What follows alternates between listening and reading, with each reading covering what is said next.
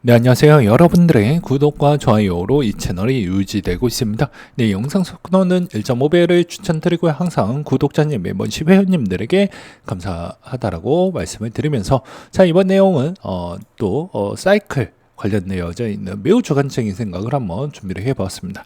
최근에 이제 글래스 노드에 따르면 좀 재미난 이야기가 자꾸 나오고 있어요. 8월 27일 기준점으로 반감기는 엔말이다. 투자 유입이 사이클에 좌우될 것이다. 라고 해서 1차, 2차, 3차 사이클에 관련되어져 있는 내용을 계속해서 다루고 있고요. 그리고 비트코인 장기 보유자 이미 대부분 불장 때보다 더 많은 수익이 실현이 됐다. 라는 이야기가 나와주고 있는 실정입니다. 그리고 과거 사이클 정점 대비보다 좀 더 늦어지고 있는 패턴을 보여주고 있다라는 이야기가 나와주고 있는데요. 여기서도 이제 4년 사이클 고점이냐 26년도 연장 사이클로 넘어갈 것이냐 이런 이야기가 나와주고 있는 실정입니다. 13년도, 17년도, 21년도 다 홀수해 때 상당히 좋은 결과감이 나왔기 때문에 25년도도 홀수해라고 볼 수가 있을 것 같습니다. 근데 이제 남은 기간이 고작 4개월밖에 안 남았고요. 제가 녹화 찍고 있는 시점은 에서는 아직 8월 부분에 일단 머물고 있는 실정입니다. 그러면 이제 이 기간 주도성 부분이 이제 아무래도 많이 들어왔기 때문에 이번은 좀 다를 것이다 라는 주장을 내비치고 있고요. 그 다음에 MVRV 리테일 시장 구간이 기준으로 보았을 때도 아직도 많이 여유폭이 좀 더 남아져 있다 이렇게 보시는 게 맞지 않을까 싶습니다. 그리고 이번엔 규제 쇼크 부분에 따른 사이클도 종료가 되는 부분이 있다 라는 이야기가 있었고요. 그 다음에 스테이블 시총이 계속해서 늘어나고 있고 수요원의 다변화, 그러니까 ETF, 그 다음에 DAT, 연기금 부분이 계속 이제 다변화하게 자금이 들어올 수 있을 만한 이제 자리 매김질이 좀 어느 정도 되었다라는 이야기가 나와주고 있는 실정입니다. 그리고 조기 종료 리스크 부분 내용도 있는데요.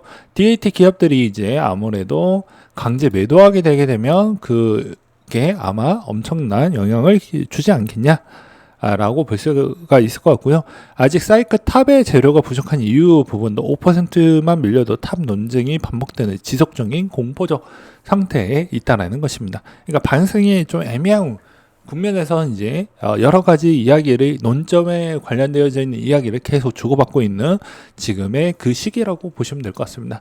최근에도 제가 이제 무 포지션으로 가겠다라고 하니까 어떤 분은 조롱을 많이 남기셨던 분들도 있고 그렇지만 결국 제자리에 계속 머물고 있는 모습을 볼 수가 있을 것 같습니다. 그러니까 현 시점에서는 제가 매번 이야기를 했지만 제 포지션 기준점으로 이야기를 하는 것보다 여러분들에게 도움이 될 수 있을 만한 포지션은 9월이래. 추석 기준의 전후로 보는 게 제일 명확하다라고 이야기를 많이 했어요. 이때까지 평균적으로 추석 전후일 때 방송이 항상 결정이 나왔기 때문입니다. 그러니까 즉 지금 부분부터는 유동성이 점점점 줄어들 겁니다. 특히나 이제 추석 그 직전 2주 전 때부터 유동성이 좀 더 살아나지 않으면 방향성이 어느 정도 좀 안 좋게 흘러간다라고 보시면 될 것 같고요. 그렇지 않을 경우에는 오히려 더 이제 반대로 흘러가게 되면 더 좋은 방향으로 흘러갈 수 있다. 이렇게 보시면 될 것 같습니다. 그 다음으로 이제 보게 되면 글래스 노드와 판테라 캐피탈의 비트코인 예상보다 일찍이 현재 사이클 정점에 도달했을 수도 있다라고 예측도 나와주고 있는 실정입니다. 근데 객관적으로 본다라고 하면요, 전체 비트코인을 전체 가지고 있는 기간의 비중이 25%나 20% 정도 선은 좀 애매하고 웬만하면 25% 이상은 좀 가져가야 된다라고 생각을 하고요. 아예 주도권은 제대로 가져갔다라고 하면 못해도 40%는 가져와야 된다라고 보는 입장입니다. 그건 이제 장기적인 패턴이고요. 그래서 일단은 25% 이상은 나와야 된다라고 저는 주장을 내비치고 싶습니다. 그리고 현재 대조표상 비트코인 보유량의 100대 상장사가 계속해서 매입을 해주고 있는데요. 이 100대 상장사 부분에 그렇구나, 이제 비트코인 뭐 그림이 좋겠구나 이렇게 보는 것보다 매번 부지런하게 성실하게 지속적으로 똑같은 금액을 똑같이 사오는 그런 패턴이 나오는 기업들만 유심하게 보실 필요성이 있지, 여기에 약간의 말장난을 섞는다라고 하면 야 100대 상장사 다 매입을 한대 라고 하면 말 표현이 좀 다르죠. 예, 이런 걸 좀 구별하시면서 보실 필요성이 있을 것 같고요. 대부분 매번 어떤 유튜버는 매번 롱만 외치다 보니까 와 이거 진짜 엄청나게 호재다 뭐 이런 이야기를 많이 하시는 분들이 간혹 많이 계십니다. 그리고 이번에 이제 그 조롱에 한 몸을 같이 받았던 또 이번 원효띠 같은 경우에도 그 조롱 전에 엄청난 익절을 했다라고 합니다. 뭐 대충 한 500억 원 정도를 벌었다라고 하더라고요. 그래서 역시 다르구나라는 걸 볼 수가 있을 것 같습니다. 그러니까 항상 자기 기준 대비로 보셔도 상관은 없지만 남을 비방을 해봐야 의미가 없습니다. 본인이 진짜 그걸 증명을 해내고 싶다라고 하면 네 여기에 들어가시면 됩니다. 하고 직접 참가를 해서 직접 한번 내 돈을 아예 그냥 청산을 당해보던지 살아남는지 생존 게임을 한번 같이 참가를 해보시면 되는데, 입만 나불나불 하는 애들 같은 경우에 믿을 게 별로 안 된다라고 보시면 될 것 같습니다. 그리고 이제 DAT 부분에 대해서는 좀 이야기를 드리려고 하는데요. 나중에 이제 DAT 따로 빼가지고 이야기를 좀 드리도록 하겠습니다. 모두가 시한폭탄이 될 것 같은 DAT 정말일 것 같냐? 요약을 드린다라고 하면 결국엔 재단에서 DAT를 가져갈 수 있는 거는 저는 좀 한계점이 저는 있다라고 보는 입장입니다. 왜냐하면 이제 MSTR은 어차피 나스닥에 들어갔기 때문에 엄밀히 따지면 얘네는 자구치기하고 방법을 쓸 수 있는 만큼 플랜이 엄청나게 많아요. 근데 이제 최근에 DAT에 들어왔던 애들은 그 정도에 있는 체력이 있는 애들이 별로 없습니다. 그러니까 누군가의 짠주가 뒤에 있어야 된다라는 것이고요. 누군가는 연합을 해서 가져가는 패턴으로 나와주던지를 해야 그 그림이 완성이 되어 가는데, 그림의 조각의 일부분이 채워지지 않는데 그게 완성이 되었다라고 볼 수가 없다라는 것입니다. 그러니까 마찬가지로 회계상 부분에 따른 한계점이 도달을 하고 있기 때문에 이걸 어떻게 잘 풀어 나갈 것이냐는 이제 여러분들이 성공의 가능성에 베팅을 해야 된다는 겁니다. 도박의 베팅성하고 거의 비슷한 거예요. 그래서 어떤 분이 댓글로 이런 이야기를 적어놨더라고요. 야, 네가 이야기했던 샤프링크나 비트마인 레버리지라고 이야기를 해놨는데 어찌 레버리지 ETF 대비보다 왜 더 못 가냐? 그 충분히 다 설명을 했습니다. 예, 충분히 다 설명했는데 그전 영상에 다 안 보고 오셔서 또 그런 이야기를 하는데 답답할 미칠 것 같습니다. 예, 요약을 다시 해드리면 레버리지 ETF는 이더입니다. 근데 이더에 사는 개별 기업들은 자기에 있는 주식을 희석화시키면서 이더를 모아가는 거예요. 그러면 이게 초장기 패턴으로 모아가야지 성과가 나온다고 이야기를 했죠. 그러면 단기적 성과나 중기적 성과로 본다고 하면 이더의 레버리지 ETF를 그냥 사는 게 좋다고 했습니다. 왜냐, 이더 가격에 어차피 2배를 추정을 하니까요. 근데 이 부분을 잘 안 보시고 너는 왜 그렇게 표현을 했냐? 그러니까 자기가 보고 싶은 부분만 또 영상을 편집을 해서 보게 되면은 약간의 이제 왜곡 현상이 발생을 한다라고 저는 다시 한번 말씀을 드리고 싶습니다.